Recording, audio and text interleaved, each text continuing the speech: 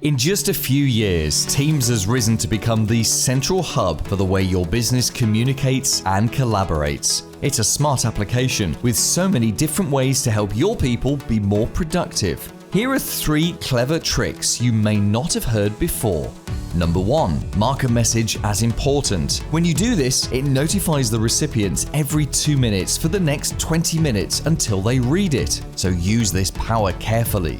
With great power comes great responsibility. It's simple to do. In your message, just click this little exclamation point. Number 2. Get Teams to read long messages to you. If a colleague has written tons of text, the Immersive Reader option makes it easier to absorb.